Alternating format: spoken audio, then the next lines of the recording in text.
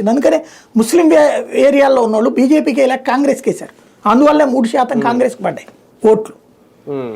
ఇవన్నీ కేజ్రీవాల్లో వచ్చిన దానికి తోడు కరప్షన్, లెక్కర్ కుంభకోణం.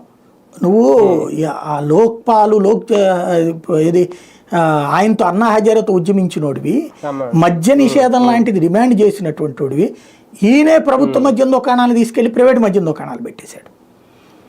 ఇవి ఢిల్లీ ప్రజలు దాని బాధపడి అనుభవించారు, తమ ఇళ్ల దగ్గర తాగి తందనాలు ఆడేటటువంటిది.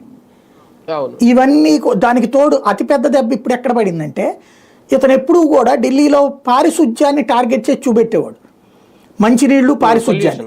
ఈ రెండింటి కేంద్రం వలన ఎందుకంటే భారతీయ జనతా పార్టీ మున్సిపాలిటీలో గెలుస్తుండేది ఎప్పుడు. అక్కడ విచిత్రం ఏంటంటే స్థానిక ఎన్నికల్లో బీజేపీ గెలిచేది, పార్లమెంట్ ఎన్నికల్లో బీజేపీ గెలిచేది. ఈ మధ్యలో అసెంబ్లీ ఎన్నికలు మాత్రం ఓడిపోతా వచ్చేది.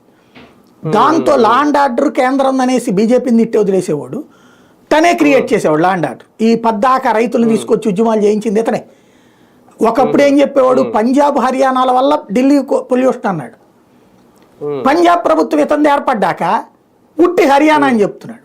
దానికి తోడు యమునలో విషం వాళ్ళు కలిపారని చెప్పుకొచ్చాడు.